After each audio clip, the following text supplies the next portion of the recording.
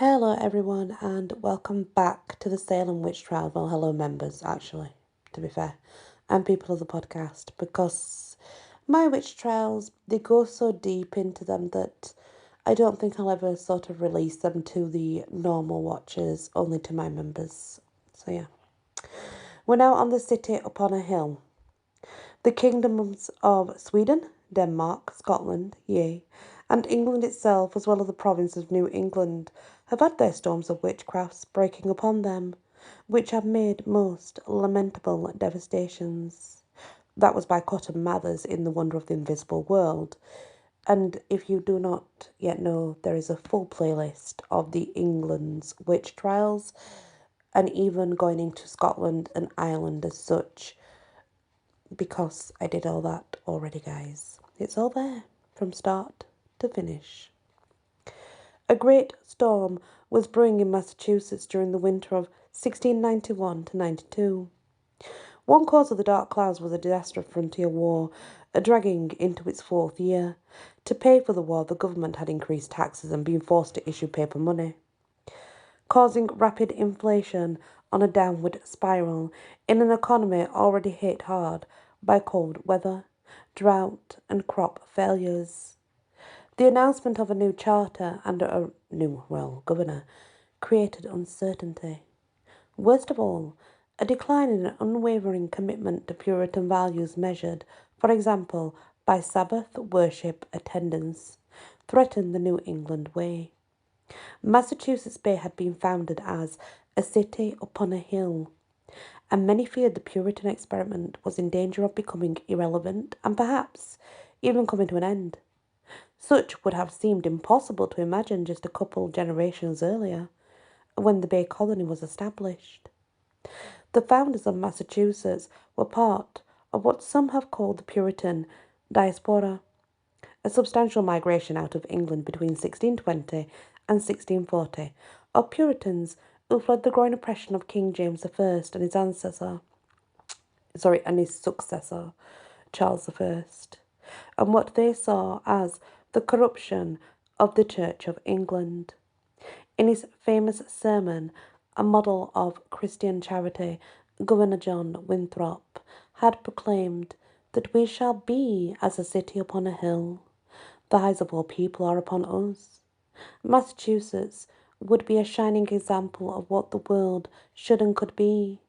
Once everyone had adopted the Puritan faith, the new colony was to be placed where the Puritans could worship in peace and build their Bible commonwealth. Winthrop noted that the people of Massachusetts Bay had entered into a covenant with God. In return for the special relationship, the Puritans would make extraordinary efforts to demonstrate their religious zeal and purity. The governor warned of the dire consequences. If they let God down, if we shall deal falsely with our God in this work we have undertaken, and so cause him to withdraw his present help from us, we shall be made a story and byword through the world. The Puritan movement began in England in the latter part of the 16th century. Its adherents believed that the creation of the Church of England for Anglican Church by, obviously, Henry, and we know which Henry that was, don't we, guys? Henry VIII, had not been a strong enough reform of Catholic corruption. Indeed, they viewed the Anglican Church as far too close to the Catholicism it had supposedly replaced. The church was still tainted and full of excess, inspired by continental reformers such as John Calvin and Huldrych Zwingli. These Puritans, a pejorative term used by the detractors, desired a return to what they conceived to be the simplicity and piety of the church at the time of Christ and his apostles. Unfortunately, there was far from universal agreement on what constituted that original austerity. So rather than sharing a unified faith, English Puritans had a range of views on the church and its problems. Some, such as the Pilgrims of Plymouth Colony, were separatists They believed the church was so corrupt that they had to they had to break it with, break it all to pieces and basically start from scratch, guys. That's what they believed. Puritans in Massachusetts Bay did not share the extreme view of the separatists. Rather, they believed that the church could be saved, but the best way to do so was to leave England under corrupting influences and reform the church in America. While not all Puritans would have agreed on that specific reforms for the church, all would have agreed on some point. First and foremost, Puritans were Calvinists, believing that because of the fall of Adam and Eve from the Garden of Eden, all people were born as sinners into life of total depravity. Only God, with his awesome and unlimited power, could determine who was going to go to heaven. He made this decision even before a person's birth, predestining that individual for heaven or hell. While Catholics believed in the importance of performing good deeds, leading a moral life and achieving salvation, Calvinists thought that nothing one did in this life could ever change God's decision. The only thing people could hope for was that God would reveal himself in some way to them to let them know they were among the saints, these predestined to go to heaven. Puritans also believed in the importance of reading the Bible for oneself and living one's life according to the example it provided.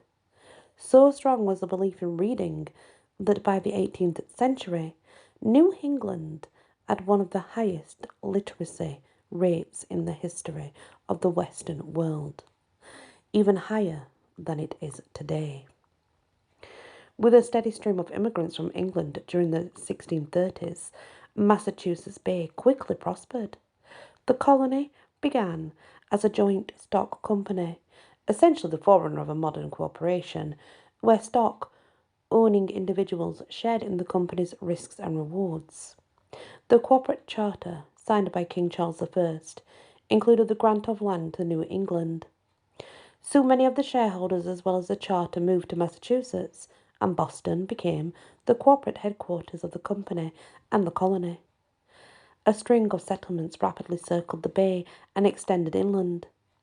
In 1643, the colony established 4 countries to help administer its growing territory, particularly its courts and the militia.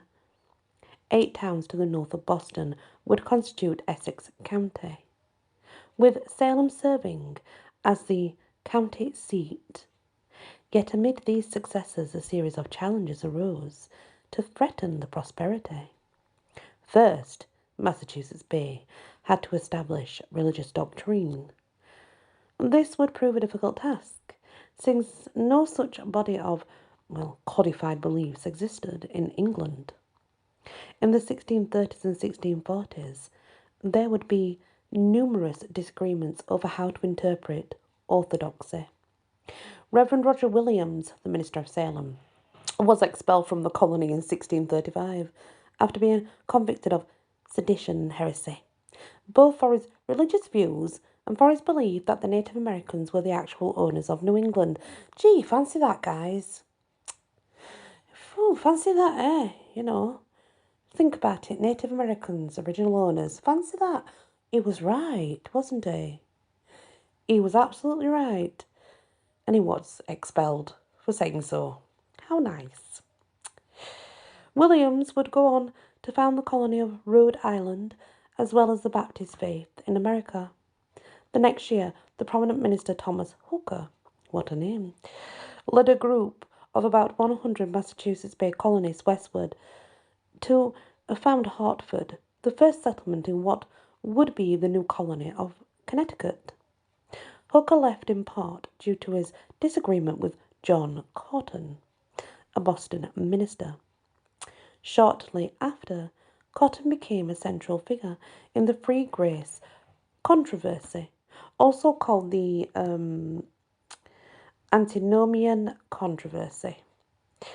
Cotton's followers, Anne Hutchinson and Reverend John Wheelwright, led a movement that threatened to split the colony over interpretations of the Bible and in particular how to achieve salvation. The controversy ended in 1638 with the banishment of Hutchinson Wheelwright and many of their followers. This banishment seems to be happening all because of religion and different views. It's so crazy. At least when you're a witch, you accept everybody no matter their views, and you love everyone no matter their views. Here we have God-fearing men banishing other men because of their religious views. Whatever the religious differences, Massachusetts had a firm economic basis. As early as 1623, Plymouth colonist Edward Winslow had referred to New England as a place where religion and profit jumped together. A prosperous fur trade with the native inhabitants helped to spur the economy of the region in the first decades of settlement, and the rich cod fishing grounds of coastal New England became the backbone. Indeed, a large carved wooden replica of a codfish has hung in the Massachusetts seat of the government since the early 18th century, a constant reminder of the fish's importance in the prosperity of the colony. Cod was a particularly important foodstuff in Catholic Southern Europe, in which large quantities of the salted fish were shipped. This was iconic, as the Puritans considered Catholics to be their great spiritual enemies. Really? Wow. Wow, wow, wow. The Puritans also unwittingly helped enslave Africans, as the lower quality cod it produced fed slaves on the English sugar plantations of the Caribbean, or Caribbean, however you want to pronounce it. New England's raw materials kept the sugar economy going by transporting slaves and goods. The rich stands of lumber throughout coastal New England proved beneficial to Massachusetts as well. Aside from giving the settlers a plentiful and cheap source of building materials and firewood to keep their homes warm during the long, cold winters, timber served a variety of purposes. Hardwoods were used for the staves of barrels, the 17th century equivalent of the cardboard box. Everything was shipped in them. Lumber, particularly meats and naval stores, was also a key export to Europe.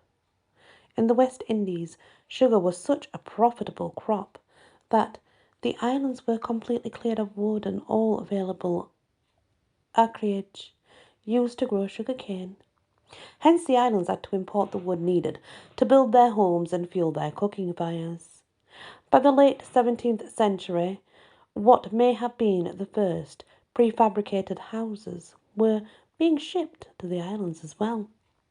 Timber frames were cut and assembled in Maine and New Hampshire, then disassembled and shipped south.